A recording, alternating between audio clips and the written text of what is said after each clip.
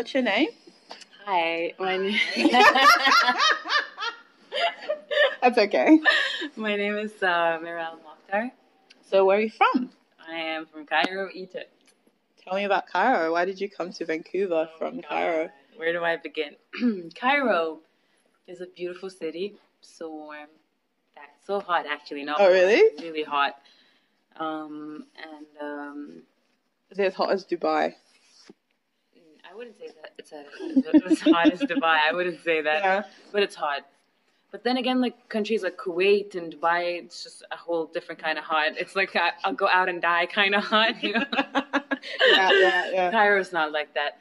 But Egypt is beautiful. It's a beautiful place. It has a lot of amazing beaches. Yeah. A lot of history. Really, really kind people. Mm-hmm. Helpful people. It's beautiful. Like I'm attached to it. Maybe I'm biased because it's home, but it is beautiful. Like I don't ever think I've heard anyone who went to Egypt who said, "Oh, I don't like Egypt." Yeah. Never. Like everyone goes there. They're like, "Oh my God, I have to go back again." It's amazing. My dad has actually been to Egypt and he really liked it. So walk me through your journey of like coming to Vancouver. Like, why did you want to come here? Your whole because everybody has a story, right, of where they got somewhere. Okay. Walk me through from like your journey from Egypt to Vancouver. In between, yeah. So I graduated high school. I went to university in Egypt for 2 years. But then I realized that, I realized that I needed change. Like I've been living in Egypt for 9 years. Mm-hmm. Before that, I was living in Kuwait for 11 years. And then I realized that, I need change and like I should explore a different kind of like environment. And then I researched like cities that has mountains in it, with like great schools that like where I could get my degree in communications. And so SFU popped up, like Simon Fraser University, which the school that we both graduated from, same degree. And I saw SFU and I'm like, oh, let me check that out. Never heard of that school before.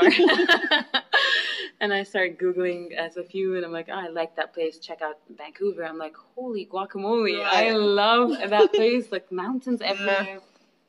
And to me, Egypt has like a few mountains, but like I was never exposed to mountains like firsthand. So like, I was so mind blown. I'm like, oh my God, mountains.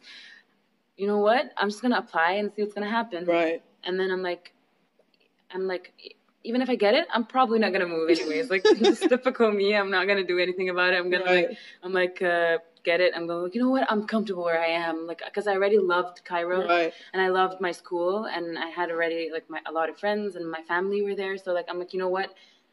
I'm just gonna apply for the fun of it. Like just for the heck of it. So and then I applied and got it. And then I'm like, I told my parents, I'm like, I got accepted at a school in Vancouver. And then they're like, God.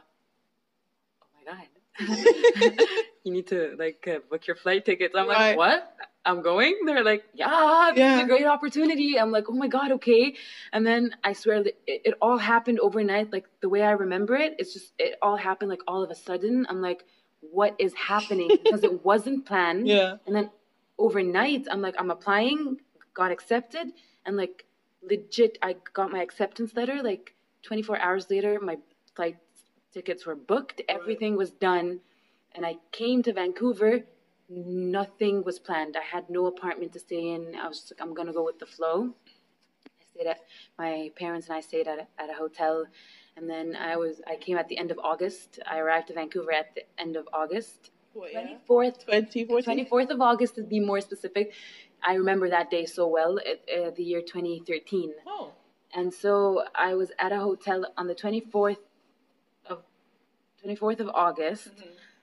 And what happened was school was going to start on the 2nd of September, and I still had no place to stay. I'm like, I'm not going to go to school on my first day and be living in a hotel. It's 45 minutes away from school. I'm like, no, I need to figure my life. Like, I need to figure it out before, like, the 2nd of September.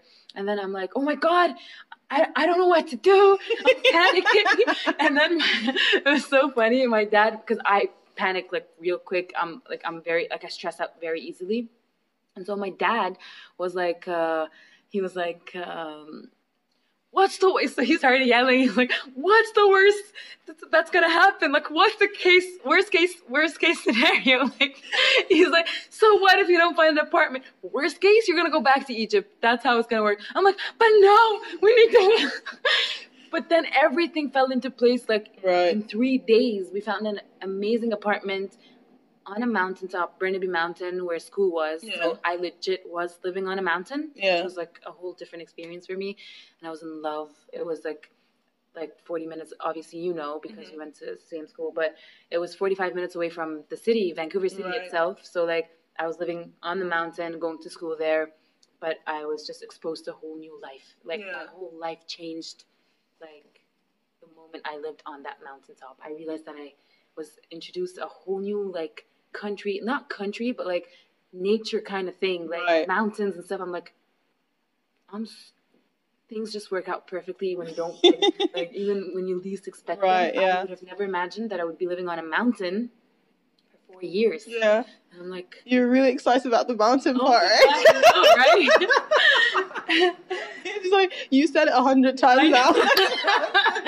Mountain. And I started hiking and like I started doing all these activities that I was introduced to, which I sucked at when I started. And I'm like, you know what? No, I don't want to suck at hiking and like suck at mountain climbing. I want to do it. I love it. And I'm like, I have to do something about it. And then I think I kind of forgot that I was here for school. And I started like training, it's a hike and like climb mountains. Right.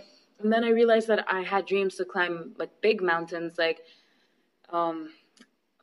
it was crazy. I wanted to climb like big mountains, like Everest. Like Everest was on my list, definitely. The ultimate goal was Everest, and like I started training for Everest. And when I went like and worked out, people were like, "Oh, so what's your goal? Do you want to be shredded, bro? Like, do you want to cut?" I'm like, "No, my goal is actually to be fit, like and like to climb Mount Everest." They're like, "Oh, you're nuts!" I'm like, "Pretty much, yeah." But it's good that I have a goal and blah blah blah. And I changed my name on Instagram to Afro Mountain Girl. Right, yeah. That's how it came about. And I still have a big passion for mountains, and I still have dreams to climb mountains. It's on hold for now, but my passion for it, like... Why is it on hold? I'm trying to, figure out my life at the moment. Just, trying to make ends meet almost. Figure out, what it is that I want to do. I want to travel for a bit, experience life, and just be free, and then go back, train for mountains, and maybe part of it was on hold because I was trying to make my music dream come true as well. So you do sing well. Yeah, I do. So how was your experience in Vancouver? Some people have said, I think for us as coming into university, it's a bit easier because everybody's around you, everybody's kind of trying to get to know each other.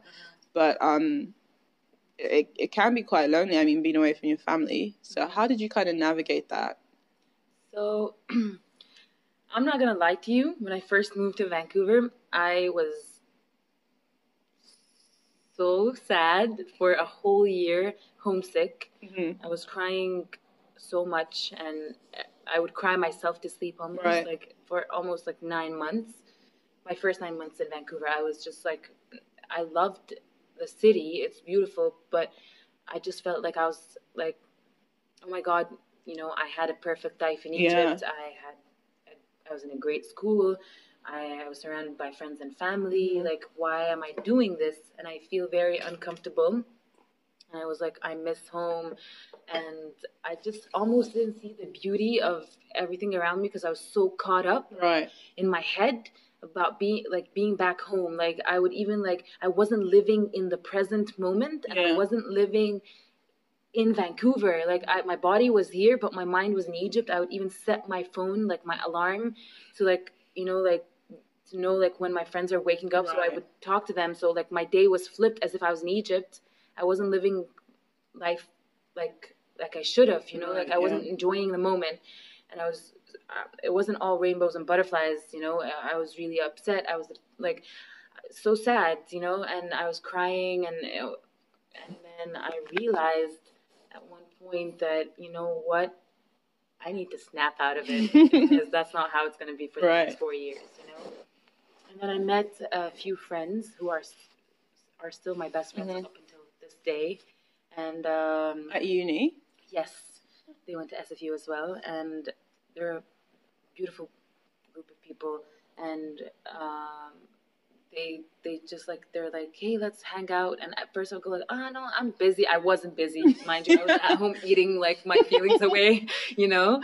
But and then they kept asking me, come on, let's go out, let's have fun, blah blah blah. And I started going out, and one of my friends who was in this group, he's the one who introduced me to hiking actually, and that's when I fell in love with hiking and mountains. Haha, mountains again. It's gonna come up all the time in this conversation.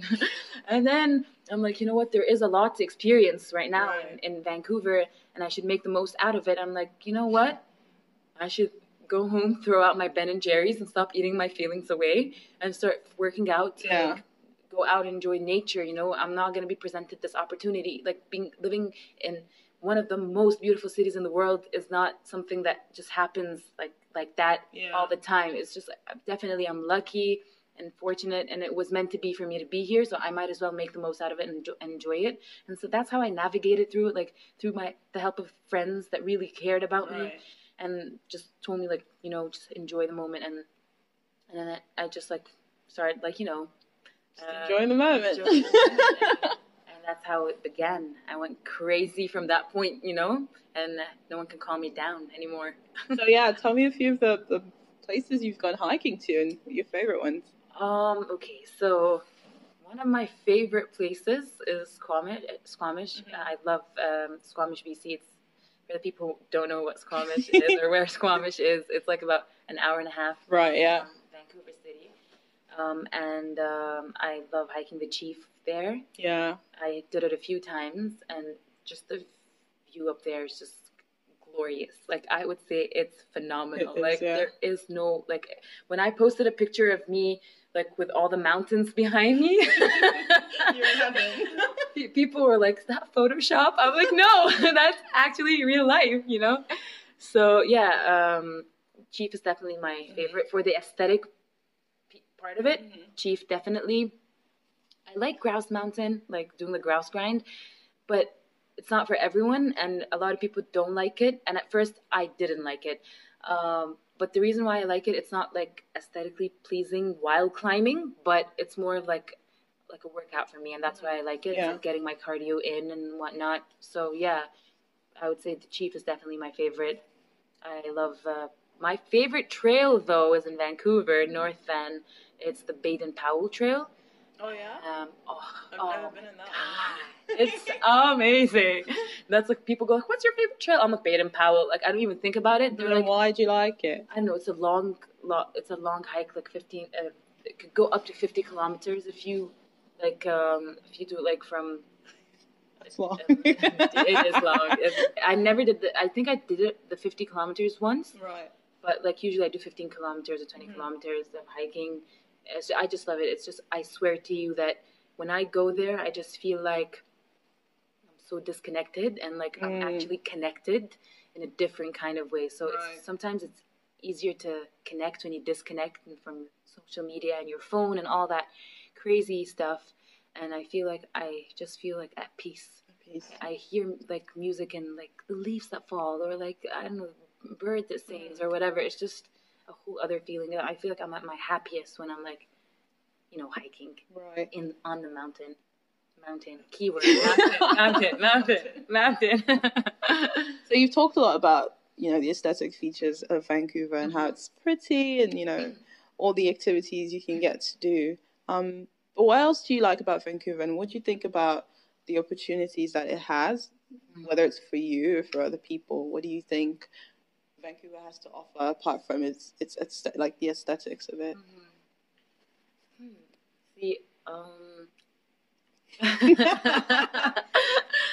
So, I mean, oh man, that's a hard question. I mean, okay, you've decided to stay here, right? You know, what do you think that are the opportunities that are out here for you? I mean, there are a lot of opportunities. It really depends on what you want to do. Right.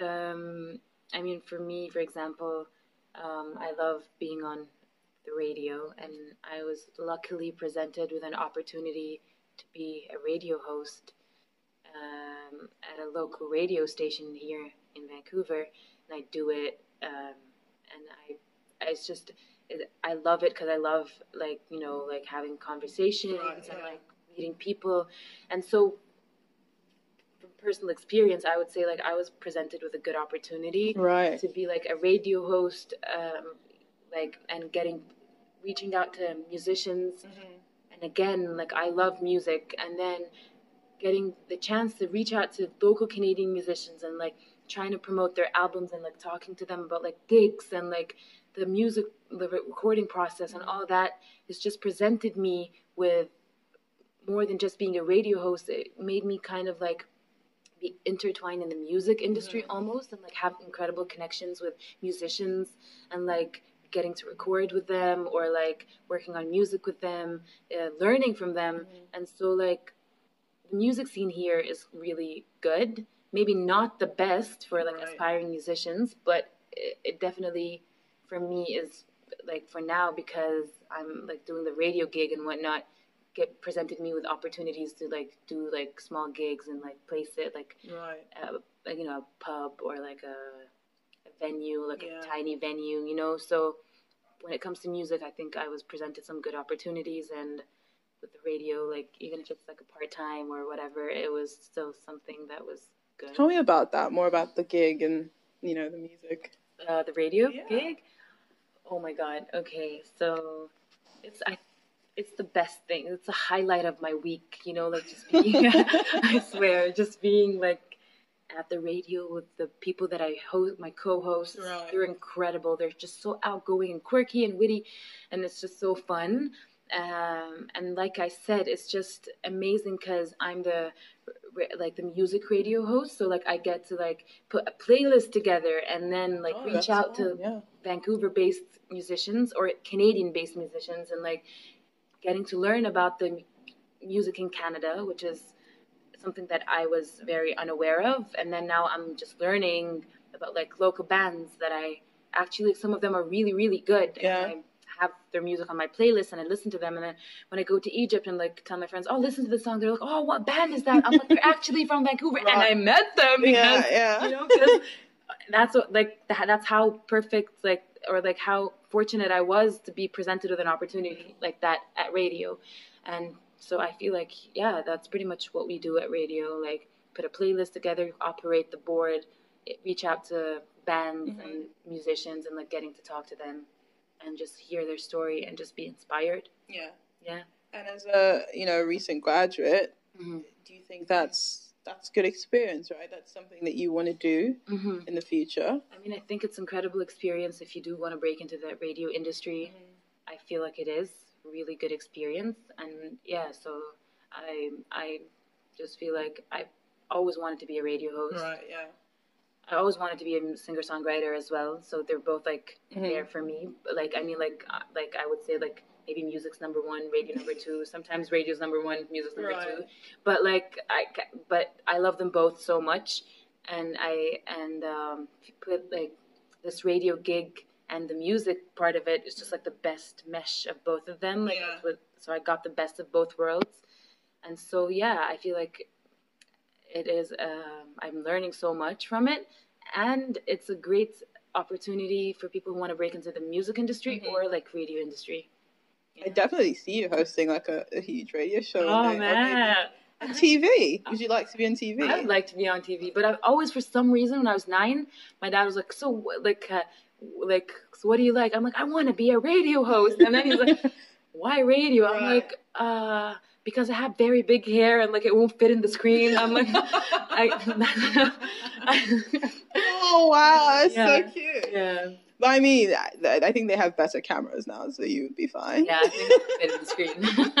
I mean, Oprah had like an afro when she started. Yeah. She was fine. I didn't have an afro when I was little.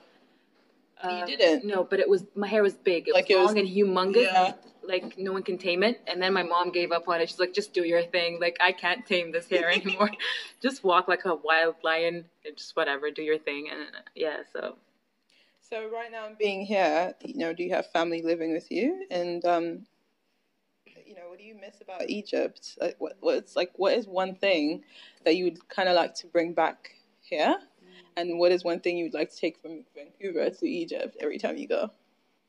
Let's say Cairo, because we're talking about cities now. Okay, yeah, let's do that. So yes, I do live with my mom here, and we have so much fun. We do a lot of things together. My dad visits often from Kuwait. My dad works in Kuwait, so he visits every now and then, and so does my brother. Shout out to my brother. I love you, man. What's your brother's name? Hazem, I love you. So yeah, I get to see my brother when I go back home, and he has a niece, and I love his wife. So oh my gosh, shout out to the whole family. I love his wife. I love you, Cookie. I love you, Startup. So anyways, I live with my mom here, which is I'm so thankful for. It's the best thing.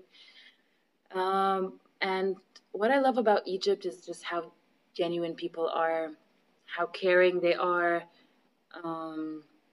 good food. Oh, of course. So my grandma's food. What else do I love about it's a warm place. Like people are warm, are just loving and are willing to do anything for you. It's just a beautiful thing to see and feel. I just love Egypt's weather. I know it's hot for some people, but I just love the sun. So I miss the sun. I love the sun. And so what I would want Vancouver to have is more sun. Because it's raining all the time. Right. And that's why they call it Raincouver. Vancouver. But what I would like to take from Vancouver here is maybe, I don't know, looking at the SkyTrain right now from the window, maybe having a train that works efficiently, public transportation. We do have trains, but that's just take it to the next level, right? Because SkyTrain here is automated and whatever. Maybe take it to the next level, see some, progress, and maybe because it's too hot in Egypt, take some of its rain to Egypt. So take the sun from Egypt here and take some of the rain to Egypt, because I know people in Egypt miss rain sometimes. Yeah, so pretty much, the weather. Yeah, pretty much the weather. Yeah. What are your future plans going forward in Vancouver? What are things you haven't done that you'd like to do, or places you haven't been that you'd like to go? What's your future? In Canada in general, would you like to move to another city? And, if yes, what part of Canada would you like to go to? So if I were presented the opportunity to leave to another city, I wouldn't be opposed to that. I'm all for change. Yeah. And I just jumping around and traveling and doing all that. And so I feel like if I were to leave Vancouver, maybe move to Montreal. It's just because it's just feels like a European, there's a European vibe to it, just the. Tu parles français? No.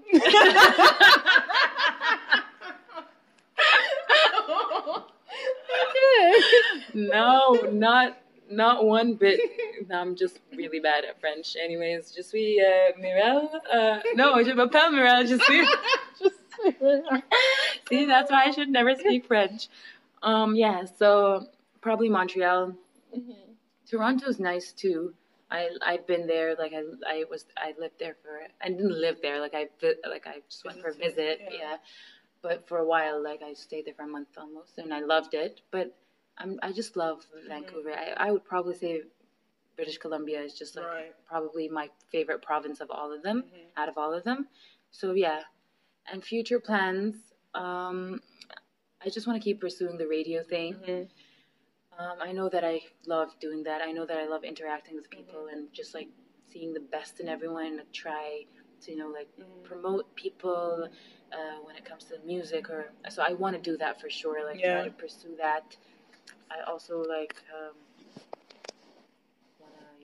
music.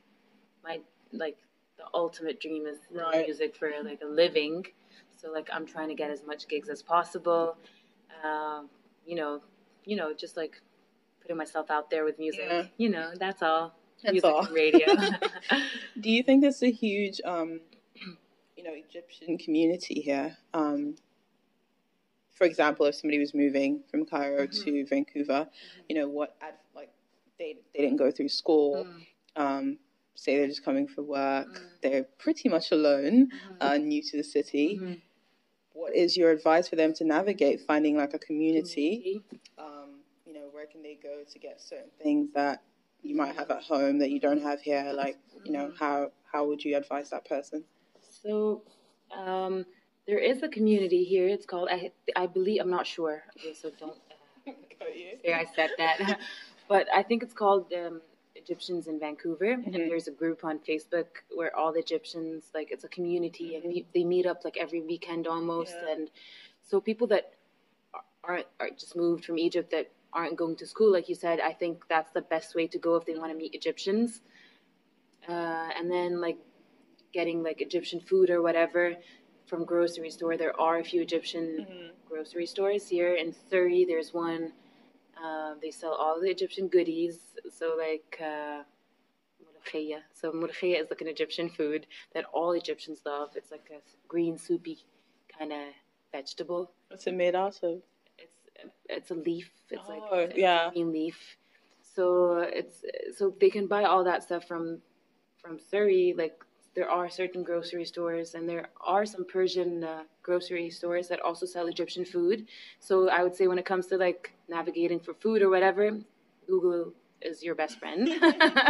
And then just meeting people, like I said, through that community. It's so easy to find if you like Google it or like find the group on Facebook or whatever. Yeah. I mean, it's easier today because there's the internet, right? Like, I mean, before it might have been hard coming here, like nothing, no internet, nothing, and you just kind of have to find your way through things. But yeah, that's basically all the questions I have for you. Oh my God. Are we done already? We're done. Except if you have anything else to add. I mean, what do you think about... because I know lots of Egyptians don't think they're part of like the African continent. So what do you think about that? What do you think? Do you think you're more Arabic than African, or do you think you're a mix of both? And do you really know a lot about, you know, do you feel like you're part of like that African community? Would you call yourself African, or would you just call yourself Egyptian? I mean, I do call myself African. Yeah. I call myself Egyptian, Middle Eastern, Arabic, and African, because I feel like I am like partly all of them, because I mean, Egypt is in North Africa, so like, I don't see why we can't call ourselves African. Yeah.